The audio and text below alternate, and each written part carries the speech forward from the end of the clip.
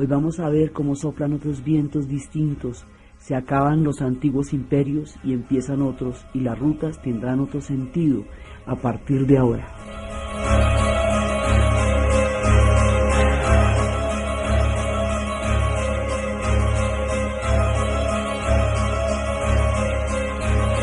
La vez pasada habíamos visto cómo el Imperio Español va a encontrar durante 500 años en Panamá, en el Istmo de Panamá, el punto crucial de todas las rutas. Entonces estábamos viendo cómo primero las descubrieron, o sea, tratando de encontrar las rutas para llegar al otro lado, para poder pasar a lo que ellos, a la búsqueda de Japón y de la India. Después de que las descubren, las consolidan. Entonces, una vez que las consolidan es cuando se hace toda la travesía y empieza toda la ruta que va a pasar por todos esos lugares y que va a llegar al Atlántico. Y una vez que se establece la ruta, entonces se establece la piratería como una manera de sabotear y de desangrar el imperio, y cómo la piratería en ocasiones llega a ser tan supremamente intensa que esa ruta en un momento dado se vuelve muy peligrosa y otras rutas se van a abrir. Entonces, cada vez que eso pasa, decae la ruta y luego vuelve a florecer. Entonces hay un momento en que decae porque la piratería llegó a ser una cosa verdaderamente epidémica. Entonces, en ese momento había decaído la ruta, pero luego la habíamos visto como el terrible y tenebroso comercio de esclavos, el macabro comercio de la esclavitud, reactiva una vez más la ruta. Entonces, mientras la ruta se activa y se desactiva, hay una cantidad, los pueblos del Niño Serpiente, los pueblos caribe, sobreviven en la selva. Entonces, ellos están ahí. Una profunda y fuerte acervo indígena está desde el principio de los tiempos y ha logrado sobrevivir a todas estas aventuras y a todas estas desventuras gracias a la selva que los ha protegido en todas estas diferentes embates y ataques de los mundos que le van a caer encima. Están los reductos de todos los enclaves de gente que fueron durante las rutas del comercio. La presencia española, que durante 500 años le confiere una identidad histórica también a Panamá como parte de los pueblos de América Latina, por eso por la presencia española es de América Latina. Y está la presencia africana, toda la inmensa mayoría de gente que llegó deportada en las condiciones secuestrada, raptada, deportada, de las maneras más terribles en la esclavitud. Entonces se van formando capas y capas de lo que va a ser la identidad histórica del pueblo panameño, a medida que esa ruta se activa, se desactiva, es tomada por un imperio, es tomada por otro. Todo eso va influyendo en la formación de la identidad y del pueblo de Panamá. Entonces, los 500 años del Imperio Español le confieren el carácter de haber sido colonización española durante tanto tiempo. Entonces, es por eso que forma, como todos los demás del sur del Río Grande, lo que va a ser la América Latina. Y después hay un momento en que la invasión napoleónica a España quiebra toda la hegemonía española en ultramar. O sea, España queda fracturada por la invasión napoleónica, por el episodio de José Bonaparte, que es el que va a gobernar en nombre de Napoleón, por lo que va a ser el arrestar al rey y meterlo en la junta. Y esa fractura, ellos no van a poder recuperar esa hegemonía, aunque después haya un periodo que se conoce como la Reconquista, en el cual vuelven otra vez a intentar, y otra vez traen los galeones y se dan las batallas, y hay una cantidad de... Ahí es cuando se produce la matanza de los patriotas nuestros, digamos, de la gente que estaba haciendo la primera parte de un proceso de autonomía frente a España, que fue el de 1812.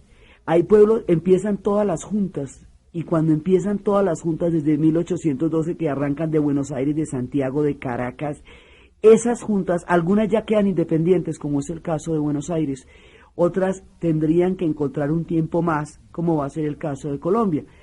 Pero el asunto es que a partir de la presencia francesa en España, se quiebra la hegemonía.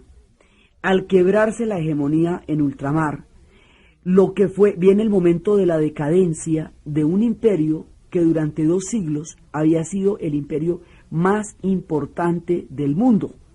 Había sido el dueño de todo el planeta y el dueño de los mares y el dueño de todo, y los demás lo que hacían era buscar por entre sus rutas algunas posibilidades, pero realmente esto llegó a ser un imperio impresionante. Entonces, cuando el imperio español entra en decadencia, cuando queda fracturado por la invasión napoleónica, las rutas que recorría ese imperio van a decaer otra vez, porque era a través de todo este comercio que se hacía con las Américas que el Istmo de Panamá había tenido toda la importancia que tuvo durante el Imperio Español. Entonces hay un momento en que va a decaer. ¿Qué pasa cuando la ruta decae?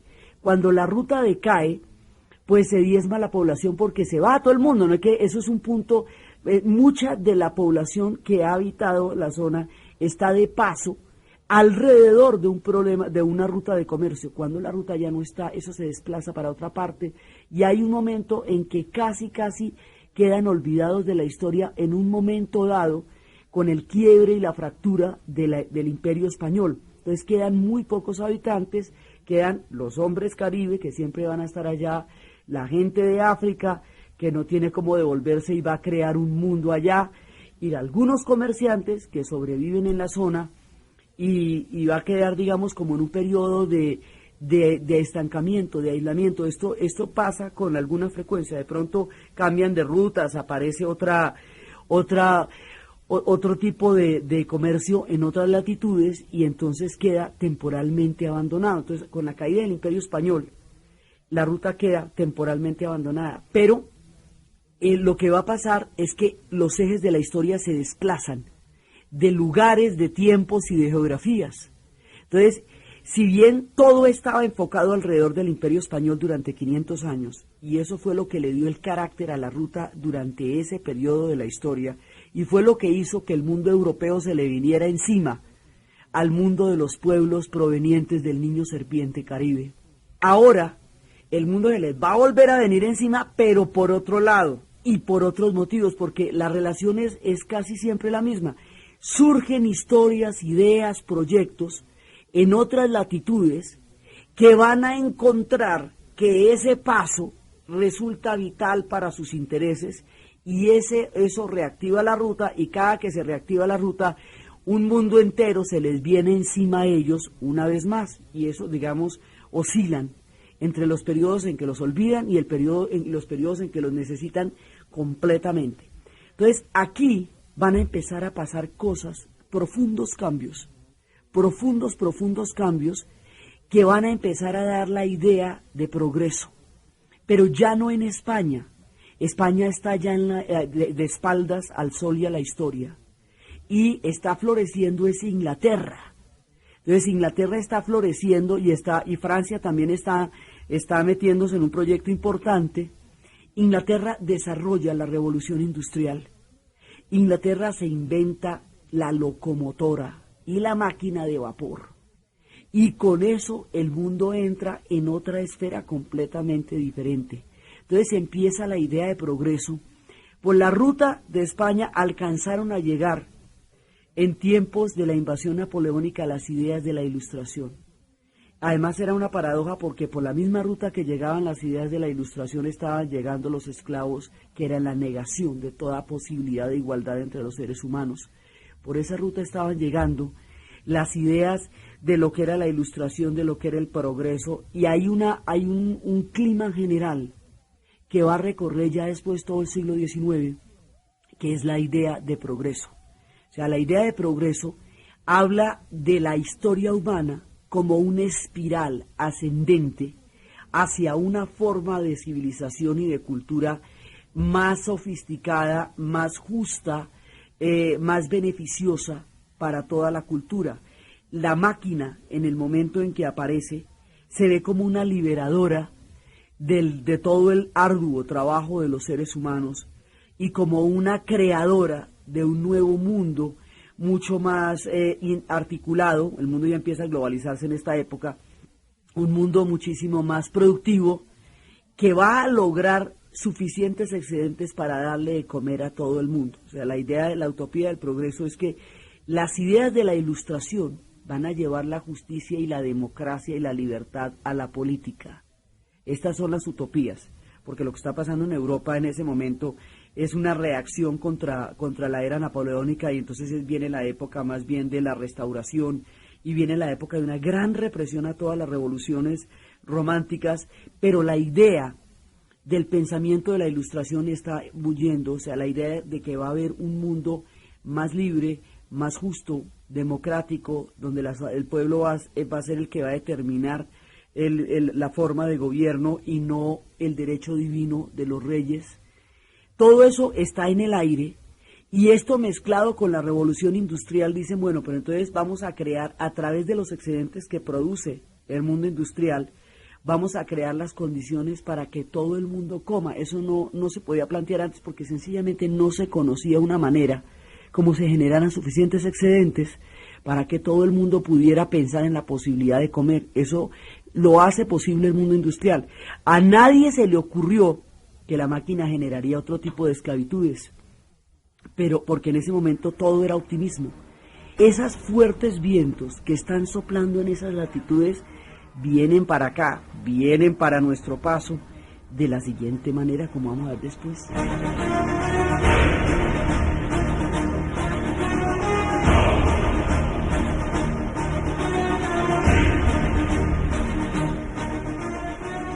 La idea de progreso se va apoderando del mundo. Nadie sabría que las máquinas se esclavizarían también, solamente los movimientos de los románticos sospecharon eso. Pero ellos, con su muy particular visión, fueron los únicos que vieron la posible monstruosidad de un mundo que nadie más vio. El clima es de un optimismo impresionante. El hombre ha sido capaz y será capaz de aquí en adelante de todo, porque los inventos son demasiado acelerados y están cambiando absolutamente todo. En esta época es cuando se va a descubrir la manera industrial en altos hornos de producir el acero, de oxidar el hierro. Eso antes era a mano, a yunque, y era un camello. Ahora se puede oxidar en alto horno, entonces ya producir el acero va a ser una cosa mucho más posible y se puede masificar. Al poder producir el acero, se pueden hacer los rieles de los ferrocarriles. Al hacer los rieles de los ferrocarriles, el mundo se empieza a conectar. Los ingleses han descubierto la locomotora y empiezan a ponerle ferrocarriles al mundo. Y por el otro lado, digamos, Inglaterra está desarrollando un proyecto gigantesco que lo ha venido desarrollando durante este tiempo y va a florecer en todo el siglo XIX. Mientras tanto, la parte de Panamá está temporalmente alejada de todo lo que está pasando, pero todo esto va a converger ahí más adelante. Entonces Inglaterra está desarrollando todo el proyecto industrial y más adelante los Estados Unidos van a entrar también en el proyecto de industrialización y van a crear el ferrocarril arrancando de la costa pacífica y de la costa atlántica para encontrarse en la mitad. Es toda la vía férrea. Eso requirió la muerte de millones de chinos que vinieron de ultramar, huyendo de una China resquebrajada por un orden confucionista que moría y agonizaba y no podía sustituir en la sociedad la cohesión y la tradición que el confucianismo había logrado durante 1500 años. Se rompe toda la estabilidad, China entra en el hambre y en la colonización, y vienen millones de chinos que son los que van a construir los ferrocarriles y van a morir en eso millones. Y no solamente van a morir millones de chinos, sino que también esto va a marcar la desaparición de los pueblos de las praderas. Los grandes pueblos de las praderas, que eran los señores de todos esos valles y de todas esas montañas y de todas esas zonas, las grandes tribus de los grandes guerreros van a desaparecer, exterminadas por un proceso de población gigantesco que va a llegar en sus momentos más grandes, que ya a finales del siglo XIX y comienzos del siglo XX, 40 millones de europeos van a llegar a América. 40 millones, eso es una cifra impresionante, eso acaba con los pueblos de las praderas, su destino está condenado, y el ferrocarril es uno de los factores que va a producir mayor, va a diezmar con mayor severidad el mundo de los pueblos de las praderas. Entonces están desapareciendo los viejos mundos y van llegando los mundos de los rieles y del acero y se van conectando tierras que antes estaban infinitamente separadas por las distancias de los valles y las montañas a través del ferrocarril. Entonces, los Estados Unidos está desarrollando un proceso de industrialización aceleradísimo y un proceso de expansión territorial bien importante también. Entonces, las cosas van confluyendo en diferentes latitudes. Por un lado, los ingleses tienen el proyecto industrial, los Estados Unidos también están desarrollando un proyecto industrial y Francia está también dentro de esta nueva tendencia que está surgiendo en este momento en el mundo. Todos van a llegar al mismo sitio en un momento dado, porque todas estas fuerzas van a hacer que sea de nuevo importante un paso interoceánico y que ahora sí se dispongan de las condiciones para intentar imaginarlo. Entonces, por un lado, en Inglaterra está pasando todo eso. Por otro lado, en Estados Unidos está pasando que Estados Unidos compró Luisiana y con la guerra que va a tener con México, le va a quitar a México 3/4 partes del territorio. Y al quitarle 3/4 partes del territorio en la guerra de Estados Unidos contra México, se va a apoderar de California, se va a apoderar de San Diego, pues de toda la zona de Arizona, de Nuevo México, de Texas, de toda esa parte que fue parte de México durante mucho tiempo, pues sí que era española y era mexicana. Todo eso se va a apoderar de Estados Unidos y al salir por California tienen un paso sobre el Pacífico. Y al poseer toda esa zona y todo lo que va a ser la conquista del oeste, el Pacífico se vuelve importantísimo. Y al volverse importante el Pacífico, atravesar del Atlántico al Pacífico se vuelve un problema de estrategia que antes no lo era, adquiere un nuevo interés y adivine por dónde se pasa del Atlántico al Pacífico, pues por el Istmo de Panamá. Entonces, en el momento en que se están dando estas fuerzas, la importancia ya está señalada, todavía no es explícita, pero ya está señalada porque ya hay una presencia importante en el Océano Pacífico y el cruce de los dos océanos se va a convertir en una cosa muy importante para el futuro de expansión de una nación que en ese momento está en pleno proceso de industrialización y en pleno proceso de expansión. Entonces, eso por ese lado. Ahorita retomamos lo que va a pasar en California porque eso es lo que realmente va a producir que se reactive la ruta. Por el otro lado, ya con la posibilidad del acero, ya con el descubrimiento del cemento, que es una cosa impresionante lo que logra hacer, porque al descubrir el cemento ya no se necesitan hacer esas columnas macizas con las que se hacían los templos como Persépolis, sino que usted le puede poner varillas por dentro y vaciar el cemento y el concreto y ya con eso lo puede lograr. Entonces, toda esta cantidad de nuevas, que como llamarían maravillas modernas, todo esto va a dar la idea de construir un canal verdaderamente importante que va a conectar el mundo, que va a convertir al África en una isla, porque la va a poder bordear por todas partes, porque va a unir 3 continentes. Uno de los puntos más importantes, la construcción del canal del Suez.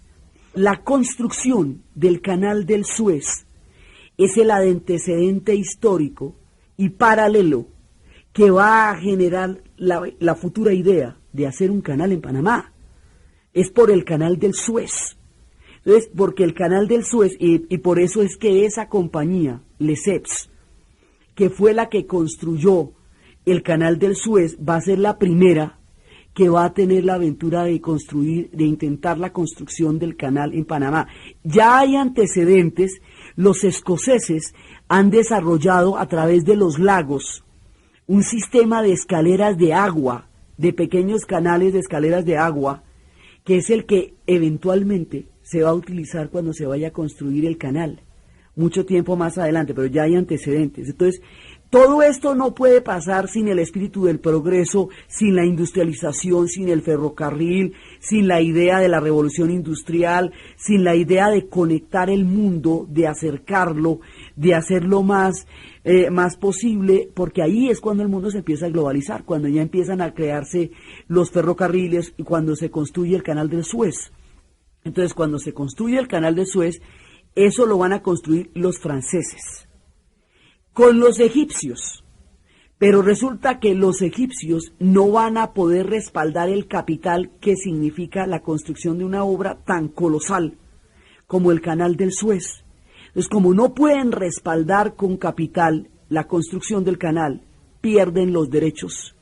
Y los ingleses, que necesitan ese canal como respirar porque ese es el que los lleva a la India y porque en ese momento ya se van a dar los pasos hacia los grandes barcos y todo eso, de más adelante cuando necesiten los barcos de vapor, cuando pasen a los barcos de petróleo necesitarán pasar por ahí también, para todo lo necesitan.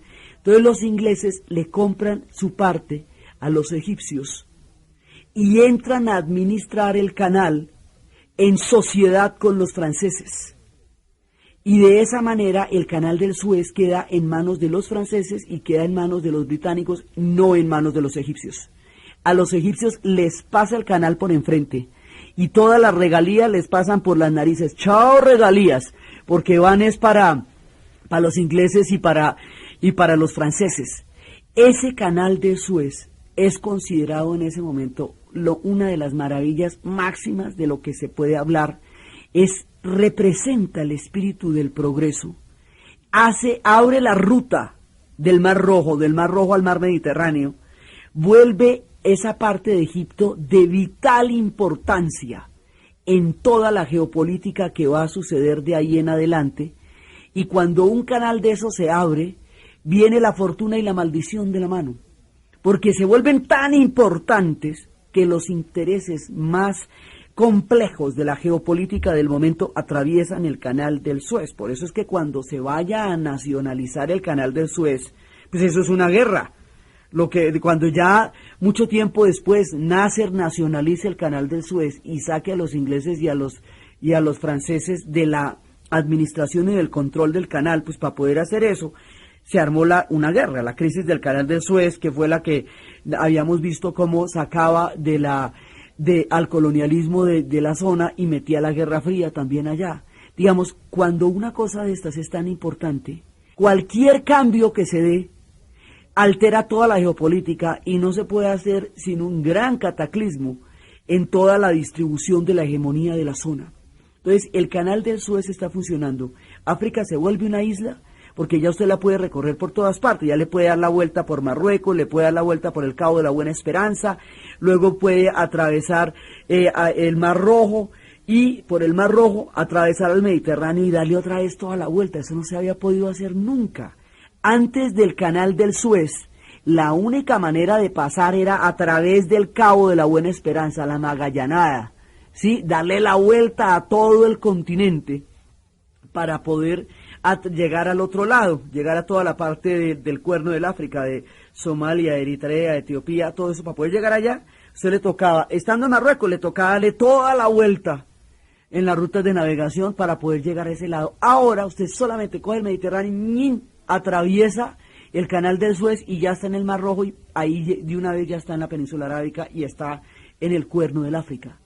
Entonces, esto es lo que va a dar la idea y la dimensión de la futura construcción de un canal, de un paso interoceánico por Panamá, porque todos los norteamericanos que están en un proceso de expansión tan poderoso empiezan a ver que así como se hizo ese canal es importante, y los franceses también empiezan, digamos, todos los intereses de la zona empiezan a ver que los dos pasos interoceánicos que comunican el mundo están en Suez y en Panamá, no hay más.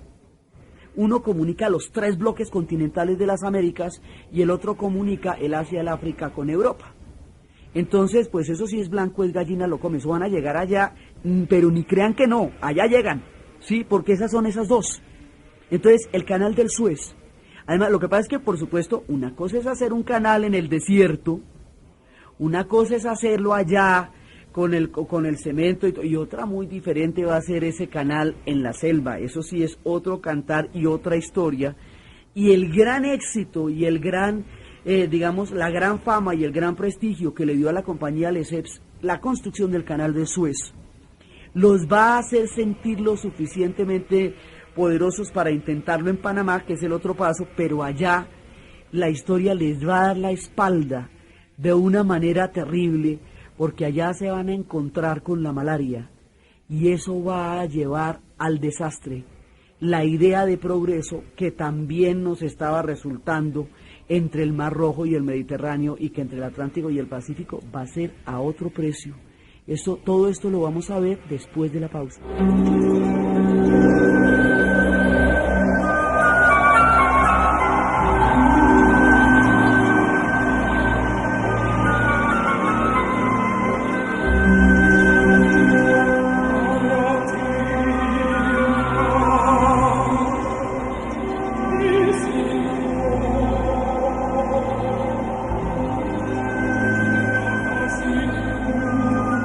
La historia de la idea de progreso va tallando en la imaginación lo que va a ser en el futuro la historia de Panamá.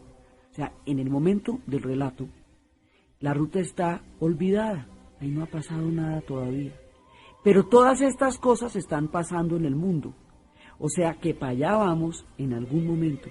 Entonces, el canal del Suez es el que le hace sentir a los franceses que lo mismo pueden construir un canal que pueda comunicar el Atlántico con el Pacífico y todas las Américas.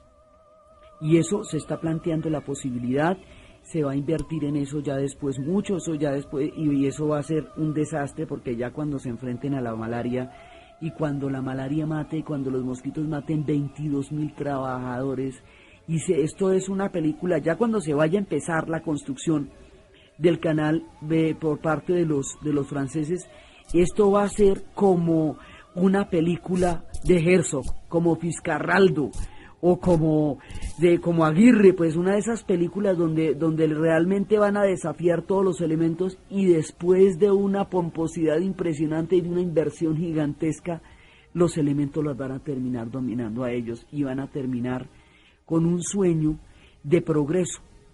Pero todo esto está gravitando en el aire. O sea, mientras tanto, por un lado, se está desarrollando toda la idea de la revolución industrial y toda la idea de progreso. Eso nos va a llevar a la construcción de los ferrocarriles. Los ferrocarriles van a crear otro tipo de pasos y otro tipo de conexiones que antes no eran posibles.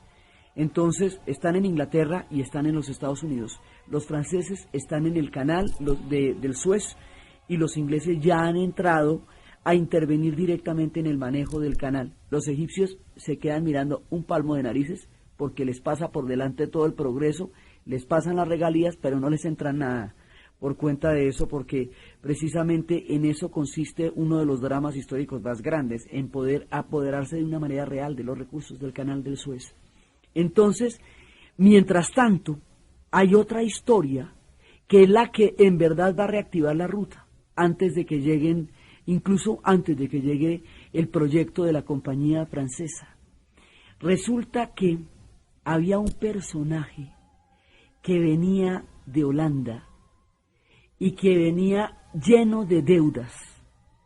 Y en vista de las deudas y en vista de que no podía ya, los acreedores lo estaban persiguiendo, ya tenía líos hasta con la policía por la cantidad de plata que debía, coge uno de esos barcos que están llegando a miles, porque Europa se está desocupando en esta época, están saliendo de todas partes, están saliendo los irlandeses huyendo del hambre de la patata, saliendo en tamaños de 4 millones de personas, de 8 que eran, están saliendo de todos lados. En uno de esos barcos se va este holandés y deja a la mujer y a 3 hijos, ahí los deja abandonados, coge su barco y se va para América, a ver qué le va a pasar en América. Llega a América y va a llegar hasta las costas y después va a atravesar toda la América buscando oportunidades y va buscando trabajo y buscando lugares y llega a un sitio que es completamente olvidado. Ese sitio, no, mejor dicho, nadie, era parte, sí, en un momento dado era parte del Imperio Español, era parte de México, era parte de ese proyecto. Se llama así por las visiones franciscanas que estuvieron en ese momento allá.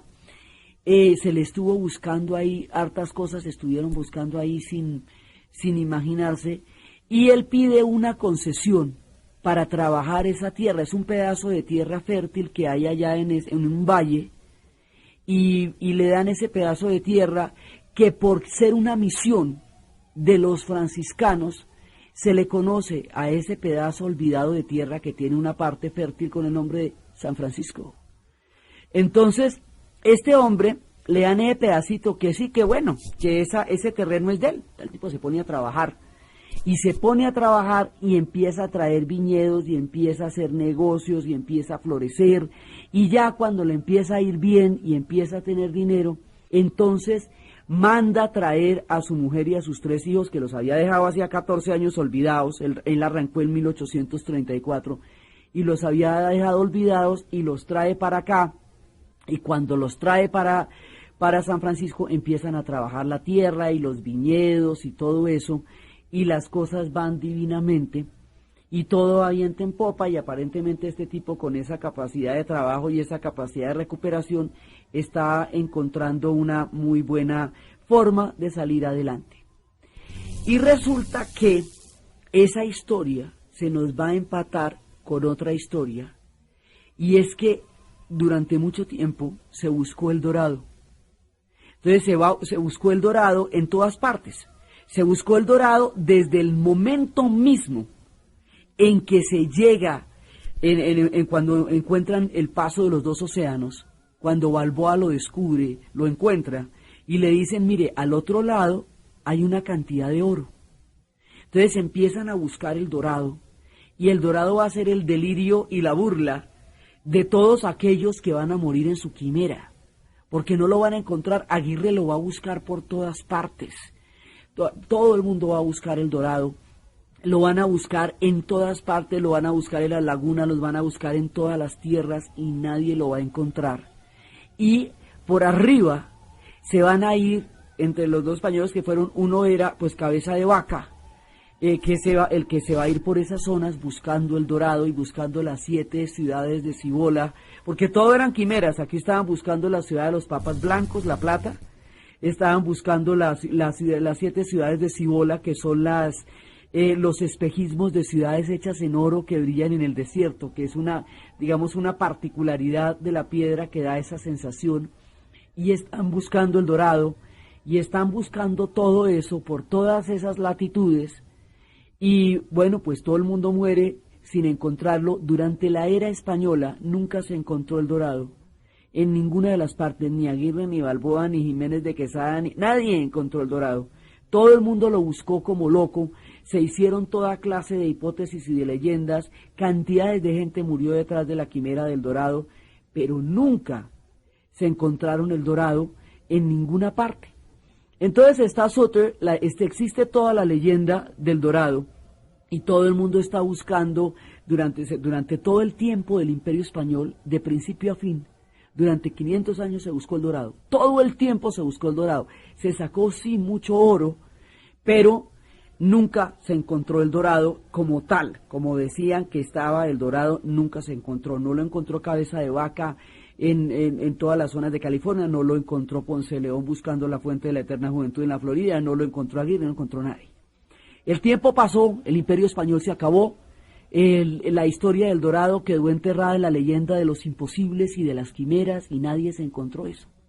Está el señor Sutter, el holandés, tranquilo, trabajando la tierra, cuando de pronto estalla un frenesí, una locura, una cosa absolutamente increíble.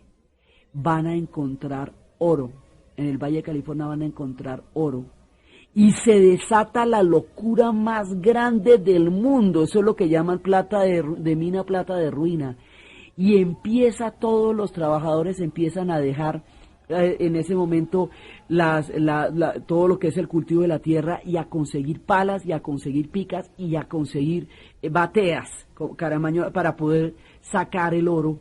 Y se vuelve lo que García Márquez llamaría la hojarasca, cuando llega todo el mundo a un sitio y llegan los bandidos, los aventureros. Entonces, la fiebre del oro en California, arranca la fiebre del oro en California en el territorio de este tipo. Entonces él dice, pero esto es mío, yo tengo derecho a eso, pero lo arrasan, le pasan por encima, ¿sí? Le va a pasar por encima a todo el mundo. Entonces, aparentemente, él quedaría muy rico porque es en su tierra. Pero también, además, cuando descubrieron las pepitas del oro, porque eso fue un trabajador el que llegó con el cuento, dijo, mire, no le vaya a decir a nadie. Y el tipo le dijo a la mujer, y la mujer le dijo a la amiga, y mire, en 5 minutos lo sabía toda California, y eso ya era la locura total.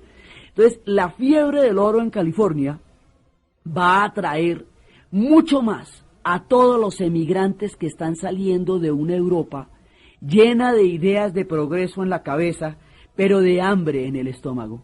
Porque en el siglo XIX, a pesar de que estos pueblos son potencias, a pesar de que son imperios y a pesar de que poseen territorios en ultramar, en todo caso, sus poblaciones en la vida cotidiana sufren unos niveles de hambre muy grandes, y la América es el sueño que conjura el hambre y que hace posible la utopía, y ahora es la fiebre del oro en California.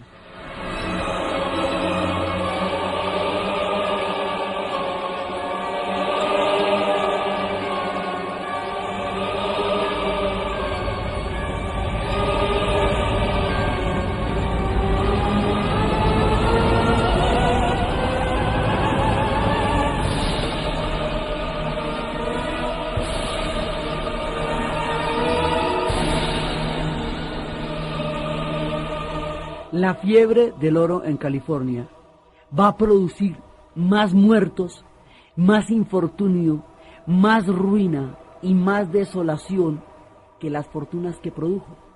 Porque todo el mundo ya se gastaba eso, recibía sacaba el oro y ahí mismo lo gastaba en la taberna del pueblo, y surge la famosa historia de la leyenda de la ciudad sin nombre, que son estas ciudades que salen de la nada. Y cuando descubren los aventureros, descubren que donde más oro hay es en las pepitas que caen debajo de las mesas de juego, porque la gente va y apuesta el oro, y el polvo va cayendo bajo la madera. Entonces más bien deciden meterse debajo de la madera y encontrar por entre las indijas el oro que van botando los borrachos, enloquecidos por haber encontrado oro. Y entonces esto se vuelve una cosa absolutamente impresionante, arrasan con todo lo que había, con los viñedos, con todo, con las naranjas, porque Sutter había empezado los cultivos de cítricos, que hoy, o dos de las cosas que hoy caracterizan a California, el vino y las naranjas. Entonces llegan y acaban con todo, y esto se vuelve una cosa completamente increíble. Y cuando ya se va a crear, entonces va a salir una ciudad completa, que va a surgir alrededor de la fiebre del oro. La gente va a encontrar la fortuna y va a encontrar la ruina en el mismo sitio y en el mismo día. El dorado sí existía. El dorado estaba en California, era todo ese oro, y era, por supuesto, era parte del Imperio Español cuando lo estaban buscando. Pero no serán los españoles, ninguno de esos hombres que se fueron detrás de las quimeras, atravesando las selvas y atravesando los grandes ríos y moviendo las montañas, lo vería jamás. Lo vieron unos trabajadores que estaban sentados al lado del río en otro tiempo, en otra época, cuando ese territorio pertenecía ya a otro pueblo distinto. Ya después de la pérdida de la guerra de México con Estados Unidos, México pierde todos esos territorios, le son arrebatados, Estados Unidos entra a tomar parte de posesión de todos esos territorios, y es en esa época cuando ya eso es parte de los Estados Unidos, y cuando llegan las oleadas gigantescas de migraciones europeas, que se encuentra el famoso dorado, y el famoso dorado es la fiebre de oro en California. Entonces llegan esos barcos enloquecidos de Europa buscando la manera de encontrar el oro de la forma más rápida posible para hacerse ricos de un día para otro, de la forma más, digamos, sin importar nada. Entonces a este hombre lo arrasan, él pide lo suyo, ahí surge una ciudad, y cuando surge una ciudad, que se va a volver una ciudad grande, el tipo tiene el papelito que dice que él es el dueño de la ciudad de San Francisco, porque además eso era verdad. Pero como eso ya es una ciudad que se ha desarrollado alrededor de la locura del oro, entonces los habitantes, lo más increíble de todo, es que cuando él va a hacer la reclamación ante la corte, La corte falla a su favor y le dice que sí, señor, que la ciudad de San Francisco es de él.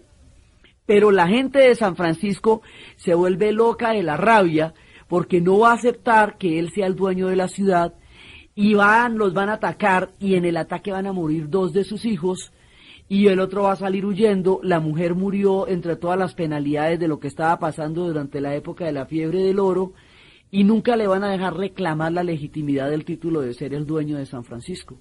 Entonces el hombre ya con toda la familia diezmada y el espíritu quebrado pasa el resto de la vida con el papelito frente a las cortes que dice que él es el dueño de la ciudad de San Francisco. Y después de haber sido uno de los hombres más ricos del mundo, aparece como un pordiosero en unas escaleras, sentado siempre ahí, ya todo el mundo se burlaba de él, los niños se burlaban de él, todo el mundo lo miraba como una figura pintoresca, y un día le da un infarto en las escaleras de los tribunales con el papelito en la mano diciendo que él era el dueño de San Francisco. Su vida se volvió la obsesión por reclamar esa ciudad, que cada día se volvería más pujante, que haría mirar toda una proyección de esperanza y de progreso hacia el Pacífico, que atraería todas las grandes migraciones de Oriente también, no solamente europeas, sino chinas y japonesas, cuando empiezan estos pueblos a abrirse a la brava, como los abrieron ante el mundo. Entonces, este hombre muere en las escaleras de los tribunales con su papelito que decía que él era el dueño de San Francisco. Mientras tanto, cuando todo esto ha pasado, a todas estas uno dice, bueno, pero entonces está construido el canal del Suez, está la idea de progreso, está la locomotora, están los ferrocarriles, está el cemento de Portland, está todo el proceso de industrialización de los Estados Unidos. ¿Y qué ha pasado con Panamá? Entonces resulta que en Panamá, que había quedado reducido a unas proporciones mínimas en el momento en que ha caído el Imperio Español, ya hace tiempo, y que pasa todo el siglo, digamos, toda esa parte de finales del siglo XVIII y comienzos del siglo XIX, la va pasando ya después de que ha decaído todo el comercio de esclavos, se ha caído el Imperio Español, ya se ha perdido la hegemonía de los mares. Después veremos estos procesos al interior, cómo se dieron. Pero al exterior, en términos de rutas, hay un momento en que esto quedó abandonado aparentemente por un periodo de tiempo en que quedó reducido a la población mínima que estaba en ese momento en el Istmo.